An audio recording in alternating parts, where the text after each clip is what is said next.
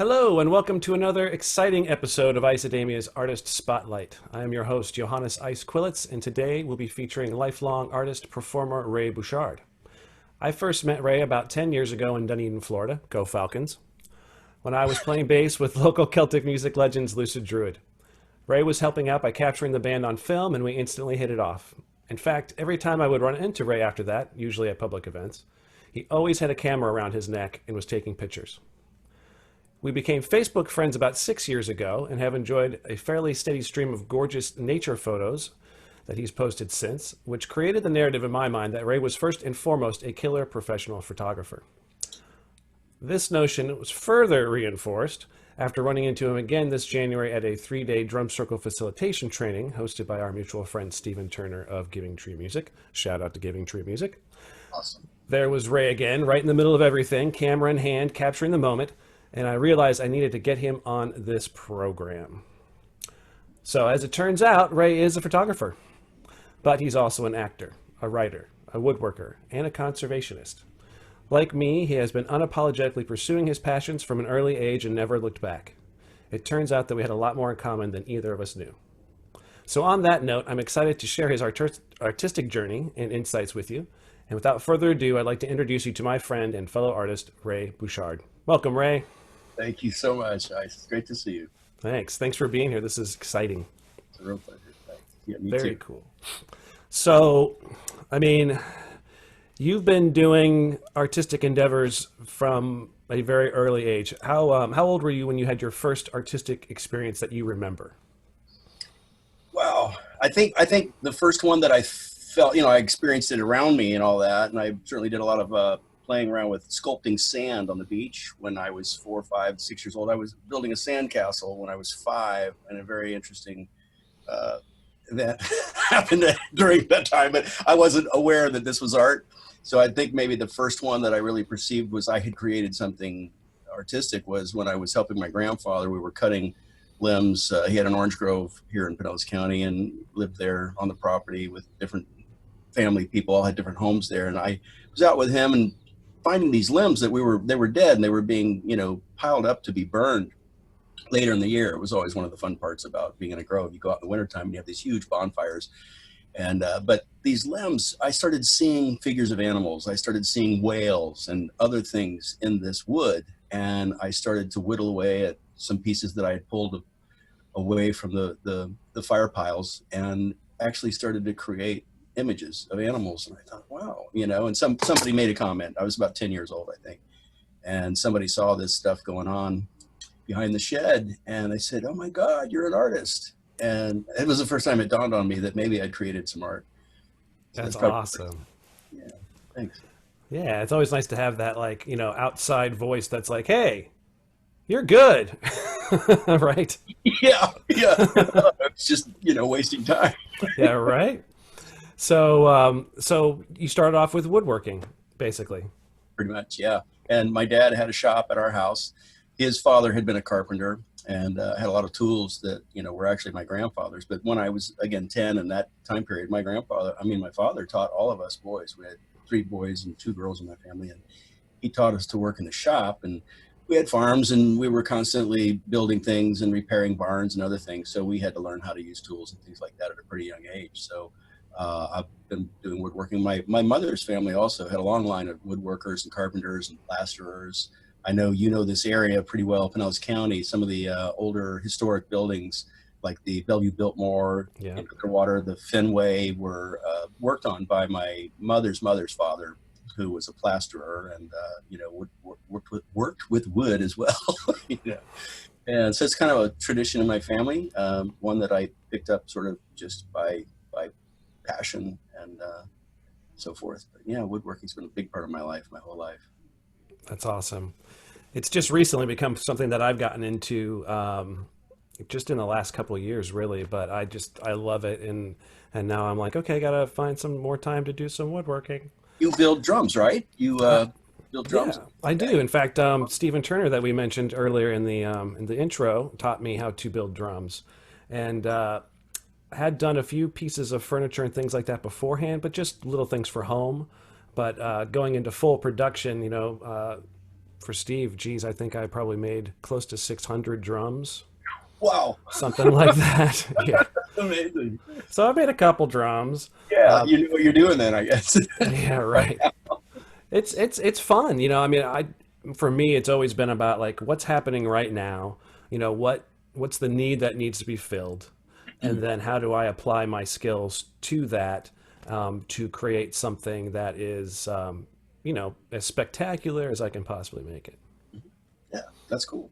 Yeah. And it's also a way that I learned a lot of my different trades that I do. It's not just carpentry, but as I was going through life and needed something repaired, I couldn't afford to hire a journeyman or a tradesman, and I would fiddle around with stuff until I learned how to do it myself. Hashtag starving artist. Yes.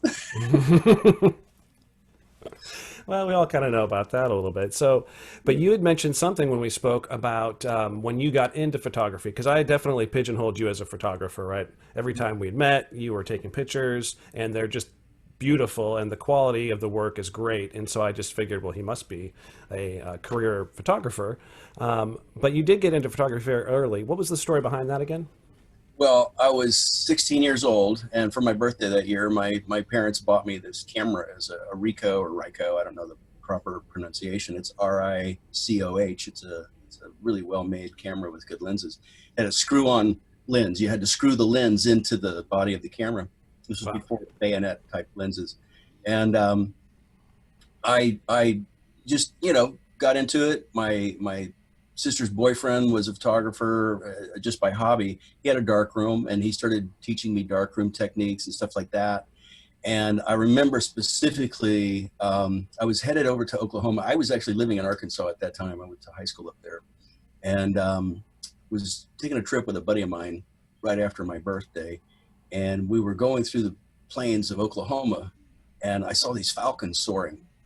And I thought, oh man, I just wish I had a long enough lens to capture a bird, up in the air, and become a photographer for National Geographic. It just hit me like, boom, this is what I want to do in my life. And it stuck with me at that point. And then I just started buying bigger lenses and getting out in nature more. And every time I could afford a roll of film, which, back in those days, it was buying film and 24 or 36 exposure rolls. So Right. a little expensive. And you had to kind of take your time at what you were going to actually capture. Much different than now, where I'll just push the button and it'll fly off, like 100 frames in less than a minute. One of those is going to turn out to be just right. But, we're specifically chosen to make sure you didn't waste your film back in those days. But yeah, totally about 16 years old. That's awesome. Hey, let's do this. Let's share some pictures you've taken. You gave me a little document we can do. Let's test my Zoom skills here. And looks like the first one is you and a picture of a young model. So what's the story behind this picture? That's Gabby Reece. If you're, aware of who she is, she became a world famous model, actress, and announcer. She had her own TV show on MTV, Extreme Sports. She's married to Laird Hamilton, the big wave guy, the surfer. Okay. And but I met her in St. Thomas when she was 12. I actually worked on these big private yachts at that time, and we were in St. Thomas for a couple of winters. And I saw her and a couple of her girlfriends walking up the street, and she, at that time, at 12 years old, was already 6 feet tall. Oh my gosh. And so I talked to her and had my camera, but she wouldn't let me take any pictures of her then. And I just told her she ought to be a model. I just could see it. I could see she had something at 12 years old. Right. And she said that her mother didn't want her to do that and that sort of thing. It was the only time we had talked at that point. And a few years, because about 6 years later, I'm back here in the Clearwater area and Dunedin area, and I had a little studio, and a friend of mine was a talent scout named Coral Weigel, and she had different clients, and she was friends with a photographer in New York who was coming down to shoot all these models that she had lined up, to get their portfolios together and all that. So she asked if he could use my studio, which I agreed to, and then also helped assist him on the beach shoot for 2 days. And he had makeup and, clothing people with him. It was a pretty big production. It was really a great event. That's awesome. For a lot of good people locally here to get some really good work with a New York photographer. And So anyway, she kept talking about her girl coming back from New York, who this new talent she had just found, and just could not stop talking about her. Gabby this, Gabby that, you know, blah, blah, blah. So anyway, Gabby shows up at the end of the last day, and then we all go to dinner. And this is about how old she was at that time. It's actually, that's the week that I met her, was this shot that you see here. And during the dinner, she was sitting across from me, and she was talking about growing up in St. Thomas, and it just hit me like a light bulb. I remembered her, you know, so distinctly at that moment. And I said, I've met you before. And I told her the story, and she, like, it blew her away, you know, because she remembered that time. And her mother, now she was 18, they had moved to St. Pete, and now she was modeling. And she was also a volleyball star at FSU. She had just started college, and she refused to give up her college volleyball career. And she still wanted to do this modeling. And so she wound up being one of the biggest superstars, you know, in our fashion world for many, many years. She's a huge star. She's written books on TV all the time. But yeah, that's the story behind that picture. Oh, so she came to my studio to do an interview with NBC, because she was really getting some national attention at that time. And they used my studio for the interview. That's awesome. So I said, hey, listen, could I just get a picture with you? And she came in, we set up the tripod. I put it on, you know, automatic timer, and jumped in there with her. She was just the coolest person that you can imagine. That's sure so awesome. Yeah. That's so cool. What a crazy thing to like have that kind of a synchronicity where like you're just sitting across from someone and you're like, hey, I know you. I know you, famous lady. Yeah, yeah. That's crazy. Well, let's go. You know, yeah, she hadn't really done anything professional at this moment, but she was getting ready to. I think within weeks she had done the cover of Cosmopolitan and Vogue and everything else, Mademoiselle, along the way. That's awesome. Yeah. Crazy. Well, let's keep scrolling here. So we got this character. Look at Oscar. Yeah. He made an impact. Yeah, I was living in New York between 1980 and 82. And at this point, when I took this picture, I had some roommates. I had been invited to live in a condo up on the Upper East Side. Now, I was I was living in the Hell's Kitchen when I first moved there. It was still Hell's Kitchen back in 1980, and a pretty rough place. But then down to the Village, and I loved it there. This tiny little, you know, like a 350 square foot flat with a girl that I was sharing it with. We weren't together in a relationship, but we were friends, and it was kind of crowded. Friends offered me a place to live on the Upper East Side and so forth. And I didn't really like the company there after I'd been there a couple of months, and the nightlife was a little, you know, too bizarre for me. And so I would take these walks in the street with my camera, and I'd meet these homeless people. And this guy, I believe his name is Oscar. We talked for maybe an hour or so. I bought him coffee and, you know, some donuts and things like that. And I would do that from time to time with a lot of other homeless people and get to know their stories. And it's just amazing how many incredible stories there are with people that we would just maybe naturally disregard because of their looks or their appearance or their poverty, not thinking there was any worth to them. That's how I got this picture. He agreed to pose for it, and I have a couple others with him drinking a cup of coffee. But there's so much soul in his eyes. There's so much, you know, life that's. I know it's painful. I mean, I'm sure he's gone by now. That was 1980, and it just shows that just for any reason, you know, other than there by the grace of God or whatever this saying is, there go I. You know, I mean, anything can happen to a human being. It's true. It's true, and he looks like a cool dude. Like you know, like it's a cool picture. I love that. And so then we got another character here from New York, and he almost looks like a young you in a way, kind of. That's funny, yeah. Larry Danziger. This is, there's probably some similarities there. I saw him a lot. He was on the corner of 7th and 7th Avenue or 7th and Broadway, always out in front of this, I believe it was a Duane Reade drugstore. And he would belt out opera as people would walk by, and he always wore that canteen around his neck, and he had the leather jacket. And so one day I just decided, okay, I'm going to take some pictures of him, and he agreed to it, no big deal. And he became very excited about the whole thing and invited me to his place in Brooklyn. And I brought a tape recorder with me, and I taped maybe an hour's worth of our conversation. And he wanted to be known as the Mario Lanza of Brooklyn. Now, the guy had some things, missing according to, the knowledge that he was telling me about his life's experience. I think there might have been a few screws loose, but this guy was so dedicated and passionate about opera. He had hundreds and hundreds of albums, everything about Oh, opera. He knew all the stars. He literally physically and personally knew many of the great opera stars because he went to all the operas and he had pictures of himself with them on his walls. And that's awesome. he studied with the same teacher as some of these great guys.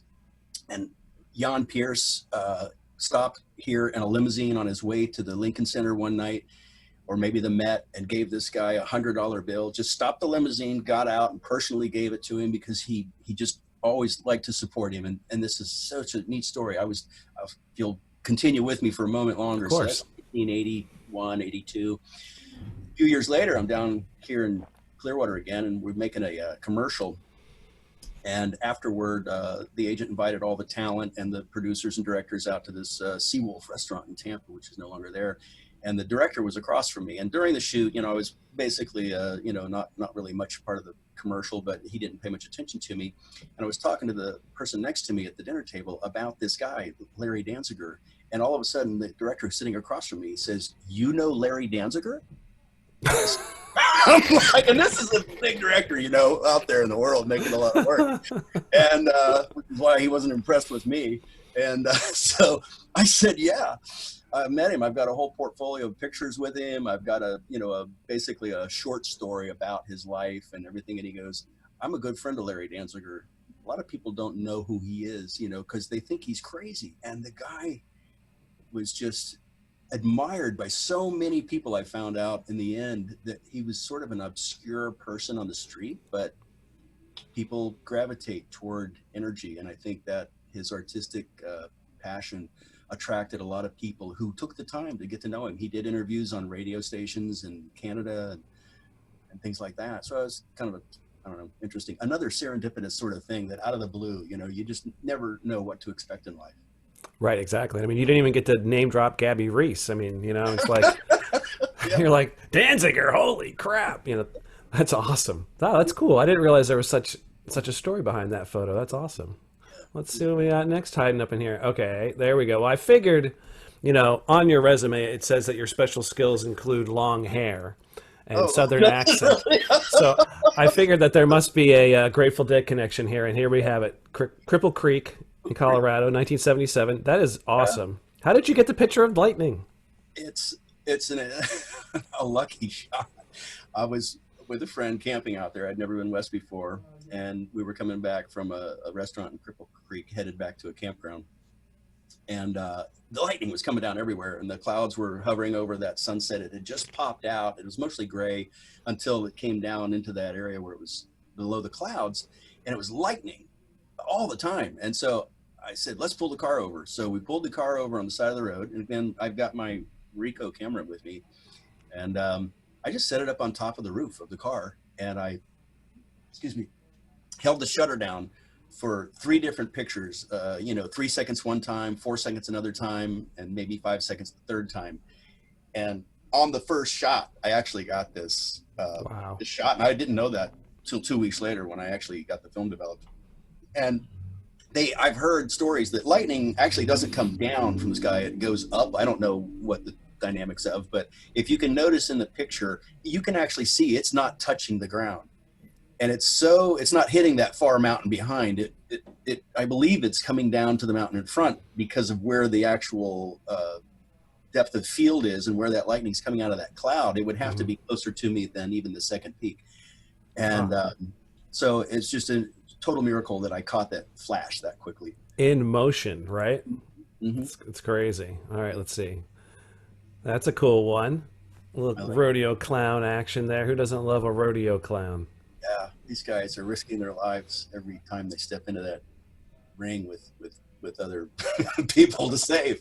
Oh, come And on. That's that animatronic bull, right? That's not a no, real bull. no, these guys were real. And What? yeah, totally. And and it does look a little posed, a little fake, but it's not. That was again another 35 millimeter. This was in Gunnison, not too far from maybe a day's away from Cripple Creek. Different trip altogether, but no, it was the same year, 77.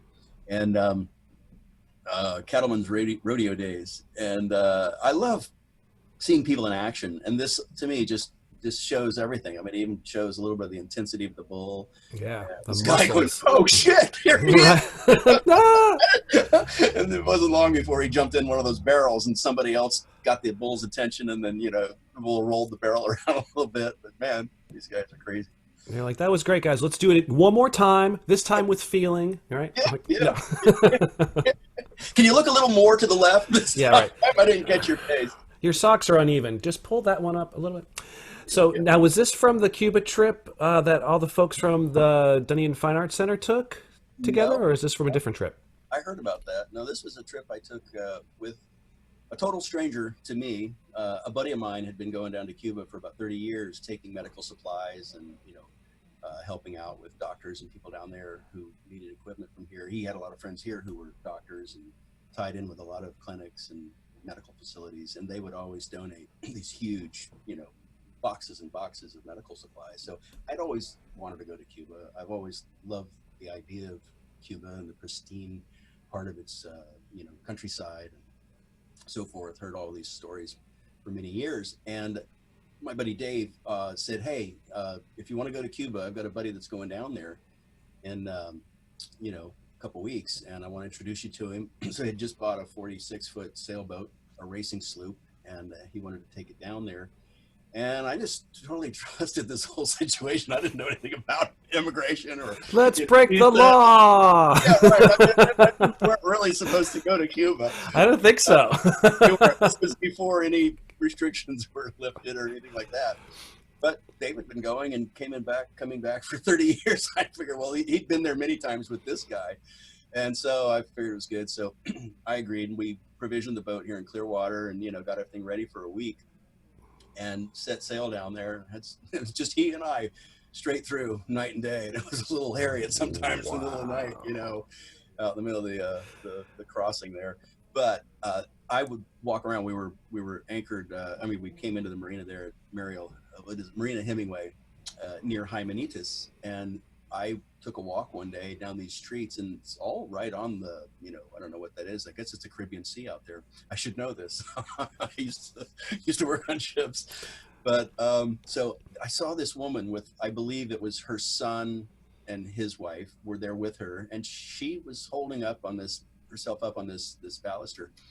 And she was just so beautiful. Her eyes had so much expression in them, and she was so gracious and thankful to that I would stop and say hello. She couldn't speak any English as far as I know, but I got the translation through her son, and I speak this tiny little bit of Spanish, and asked if I could take the photograph. And she was so excited to have her picture taken, and I just thought, wow, look at her style, her feeling of joy. Right, her spirit. Yeah. Spirit, thank you. And it was just love that I captured this That's so cool. story about that. Yeah. What an adventure, man. I'll tell you another little story about Cuba. Sure. You can move if you want. But No, hit it. and how I got back to the States. Okay, so Uh-oh. a little bit. This is interesting because I was in Jimenitas, which is where Jose Fuster is an artist, and he's a very, very famous artist of Cuba. And I met him at the yacht club at the marina where we were at, because that's the only place we could go out to drink at night, and we eat dinner there a lot. So these people come in. In fact, I believe Fidel Castro's grandson came in once. The same night that I met Jose Fuster, I was sitting next to Castro's grandson, and handsome guy. Maybe he's got several, I don't know. But anyway, these are the, people telling me, oh, hey, boom, boom, boom. So just cluing me into who people were. And so Mr. Fuster asked me to come out to his place one day. And I saw the sign on my way back from Havana one day, and I stopped in there. And I just thought, okay, the guy's an artist. Well, the cab stops at the gate out front, and there's 4 tour buses there to see this guy's art. And he's made a whole city of mosaics with broken tiles and things like that. Wow. Decorated everybody's homes. You can Google it. It's Jose Fuster, Jimenitas. Anyway, he let me come in. I mean, his son came out and got me and carried me in through the crowd. I didn't have to go through any of the normal procedures to get in this. On their shoulders, you're like, I'm the American here. Don't pay attention to me. How do I get into these lucky situations? Like, how do I fall into these wonderful opportunities? And took me into the house, where nobody goes, and he was serving me drinks and talking about life. Just a charming guy, and his son Alex was just wonderful, and we stayed in touch over the years. But so I have pictures of me with Alex and Jose Fuster, and push come to shove, I had a little bit of emergency and had to get back to the States pretty quickly, and I got a charter flight back instead of taking the normal route, which is either going through Mexico or a Bahamian island or somewhere like that, so that you can get your passport stamped and come back through another country that we're allowed to go to. So I had to come back in and flew into Tampa on a flight that there were only 2 Americans on that flight, and everybody else was Cuban nationals. And so I got to go through the immigration for the American citizens, which there were only 2 of us. And the guy, I'm going, I don't know how I'm going to get out of this. I think it was a $10,000 fine for breaking this law at the time. Wow. I hope there's a statute of limitations and it's over. Yeah, don't worry about it. It'll be cool. Cleared me. I gave my passport and all that, and the guy says, he had a Spanish accent, he says, so kind of like, what were you doing in Cuba? Knowing I should not have been there. I thought I'm going to get drugged through the ringer here. And I just, they gave me this elaborate story to tell, different name of a boat, different captain, the whole thing, but I'm no good at lying. So I just, on the plane coming over, there's no way I'm going to get through this without fumbling. And I just decided I'm just going to say I'm on one of those artistic missions, cultural mission, cultural exchange. I said, well, I was in a cultural exchange with Jose Fuster. And the guy goes, you met Jose Fuster? Jackpot! Can I have your autograph, sir? You're like, sure. Yeah, he was from Cuba, and he was nationalized into America now. Now he was an American citizen, but he was so impressed that I had met Jose Fuster. He said, how did you like Cuba? And I said, I loved it. I loved it. The people were warm and friendly, and the countryside was beautiful. And he says, okay, have a nice day. Stamped me, and here I came back into the States with no problem. Cha-ching. Story about that photo. That's awesome. I had a feeling that Jose's name was going to get brought up in that story. I'm like, okay, yeah. I feel this is like the out here, right? Like, thank goodness for that. How crazy. Boy, let's not think about what would have happened if you hadn't met Jose. Yeah. And his son, right? Yeah. And, and was able to get in and take pictures. I mean, I didn't even have to show the pictures, but I had the confidence of knowing that I had proof that I'd been there. Right, exactly. Plus, you look the part, Ray. You got that whole artist thing down. All right, now let's jump into this bad boy. This is kind of the stuff that that I was seeing when I was first meeting you. That I guess a little bit later when we became friends on Facebook, and you were starting to post some art stuff. I'm not saying that this is taken then, but this is the kind of stuff that I saw that made me think, well, clearly he gets paid to take pictures, because look at this picture. This is amazing. It's like I want to eat it. I want to jump into it. I want to keep it in my room on the wall. It's beautiful. Thank you. I mean, yeah. Even if I didn't take it, I mean, I would feel like it's somehow magical. It's one of my favorite images that I've ever been privileged to take, and I don't give myself a lot of the credit. The camera is just a really good camera that takes wonderful pictures, and the lighting, and let's call it Mother Nature. I mean, the gift of this beautiful planet coinciding at this particular moment to light up these clouds in the way that it did. And people ask me that if I do Photoshop and stuff like that, and I don't have Photoshop, but I do have some, work that I do, but I saturated it just a tad. It's almost exactly as it was in the image when I looked at it. And I did saturate it just a tad because that helps highlight the blues and the whites in the background there in the sky. Yeah. And it also brought up a little bit more of the reds that were reflecting off of the cloud. But other than that, it's exactly as it was seen, in real life. And it's beautiful. Love that. Yeah, that is beautiful. Let's see what else are we hiding back here. Oh yeah. How did you get these bees to pose? Well, that's what I wanted to know. They're trained bees. Okay. My dad belonged to a flea circus, golf tournament, and he learned how to train fleas. And so I've learned to hypnotize bees. Right, there you go.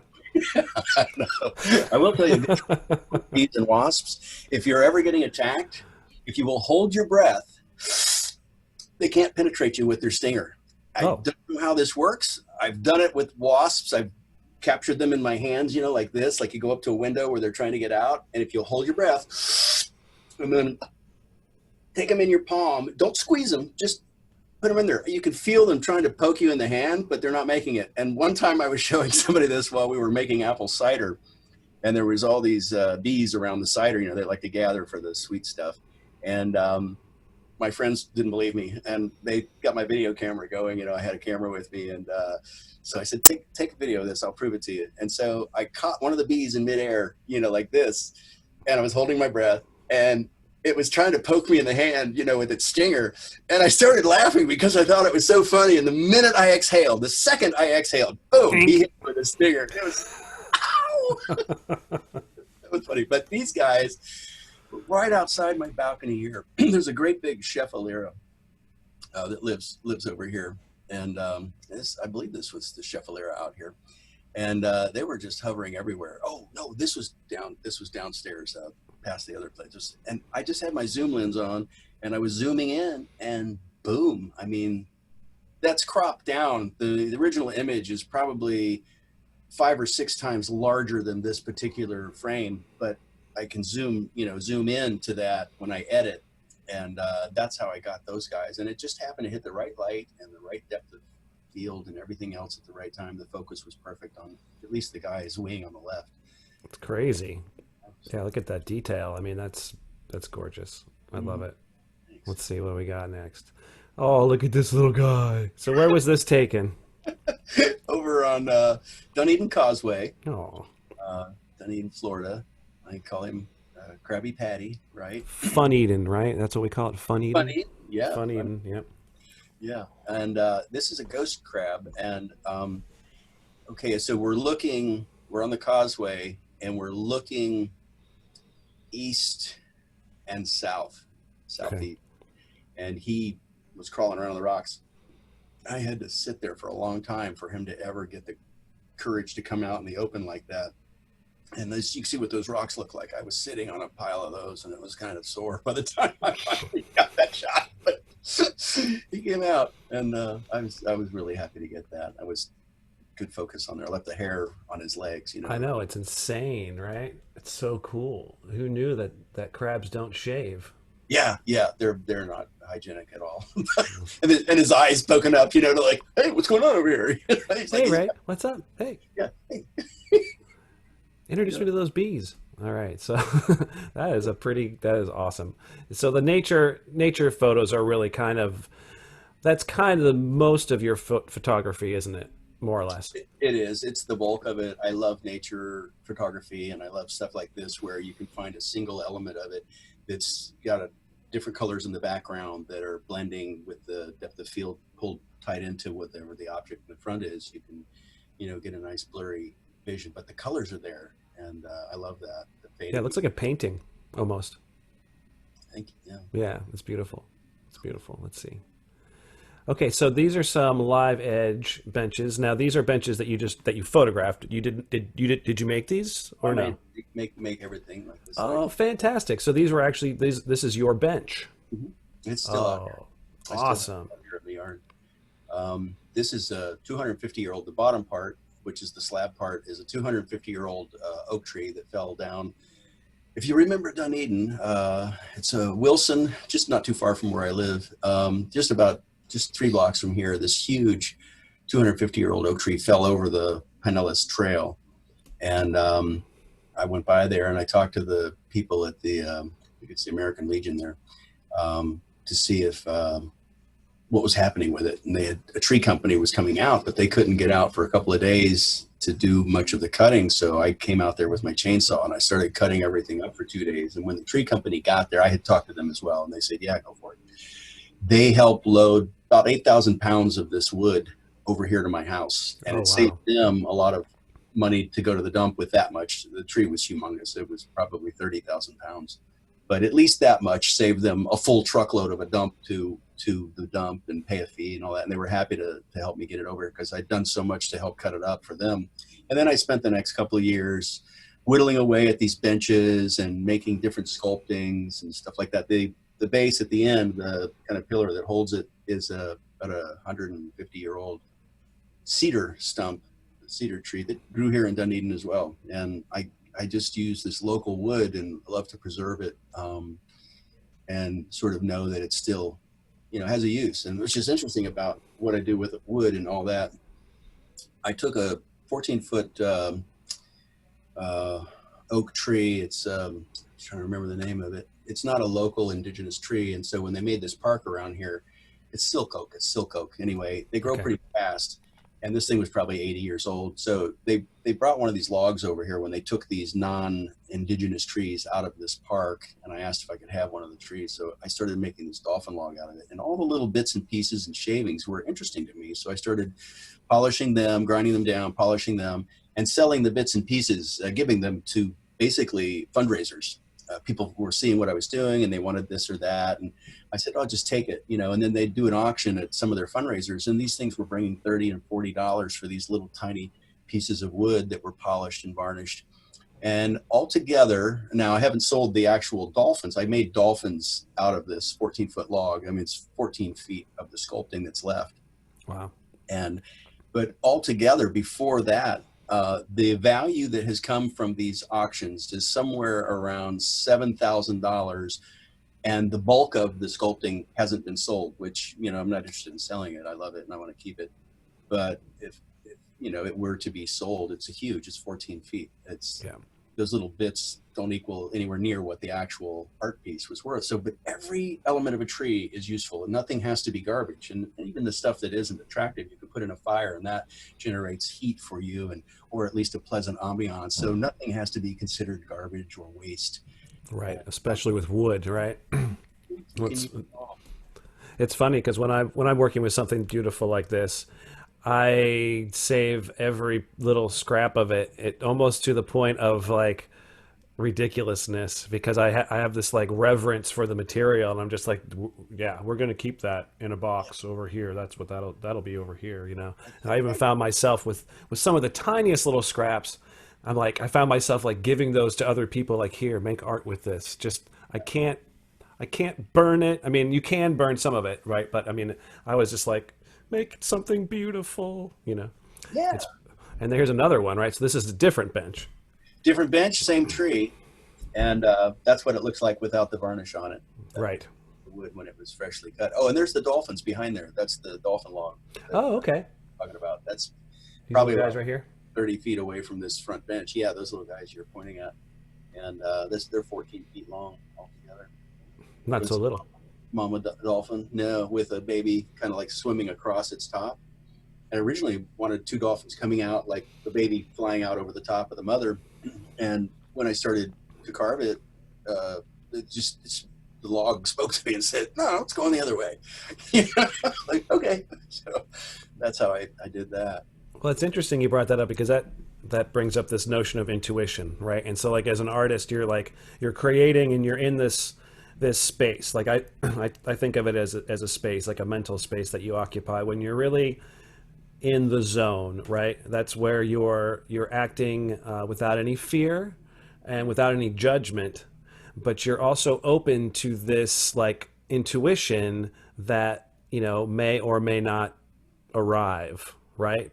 Yeah. By keeping that fearlessness going, it's almost like you open a door for that stuff to happen. And if you listen to it, and I think most artists are usually like, going to listen to it. If you listen to it, some amazing things happen, right? I agree. I think that's where the real magic happens. If you're willing to let it guide you, the work and the flow of it to help give you inspiration. I think that's where our inspiration comes from. Yeah, you got to listen. Yeah. For sure. Exactly. The materials, it wants to talk to you. It's like, hey, turn the dolphin the other way. Now, I really like the way that you put this together. It's like, What's the word I'm looking for? Oh, I had a great word in my mind, but I can't think of it now. It's very whimsical, I guess, in a way, right? You're like, oh yeah, we got this little piece. It's kind of a wedge. That'll be the side, and we're gonna stick it into that, and then you're like, okay, here's our bench. Oh, looks like we need to put a little footer under there. Boom, put that in there. But it's so cool. Like it's so awesome. It looks like the kind of thing that someone would have created, like thousands of years ago if they were able to like have those materials in that way and everything. And so it's got like this timeless quality to it that I really like. And it's cool too because it doesn't it honors the material. It doesn't look like a bench in a traditional way, right? When we think of a bench, it's very symmetrical, and here's the back, and all these pieces of wood that make it up are the same thickness and the same length, and da da da da da. And this is just like, yeah, no, we're just gonna make a raw bench. Bam! Totally. Shave off the top, cut off the end, stick it into another piece, and let it go. Or call it a day. That's awesome. Yeah, this wedge over here on the left of the picture is about 80 pounds. So it's about 12 inches thick at the top, down to about 1 inch at the bottom. And you're absolutely right. It was this bottom piece, this little trim at the bottom that lifts up the base was sort of a mistake on my part. I was, into the moment when I was doing everything else, and I guess I had, looked at it differently and didn't realize I was actually about 4 inches too short on this end when I cut the limb off. And I had to add that filler at the bottom just to make it balanced and level. We call that a happy accident, Ray. Okay. That's a happy accident. And so over here, though, this is another thing. I love how it's whimsical to me, too, because it's playing with this notion of gravity, right? Like you said, it's 80 pounds. Absolutely. And it's thicker at the top than the bottom. And it even has like a little bit of like an angle to it and stuff, and yet it's solid as a rock, right? It just has that like kind of like, oh hey, what's going on here? This is totally different than like the kind of stuff you would buy at Depot. You know what I'm saying? Yeah, and it's got these 10-inch stainless steel screws that go through, like at the medium part that's carved into the wood a little bit, and out there at that level it's maybe 5 inches thick, and those bolts go right into this longer slab part. And if they weren't there, that slab, the big end of it over there, would fall off. It's really tilted that way. It would fall if it doesn't have the bolts in it. So it's precarious and whimsical for sure. I like it. I like that it defies gravity, kind of, sort of, right? Yep. That's. I mean, to me, that's when art really starts to get to that next like level of like, oh wow, look at that. Right, like it almost doesn't even like make sense when you look at it, and yet it totally works and functions and is what it's supposed to be, and you're just like, how, what, oh cool. So kudos. This is my kind of stuff right here.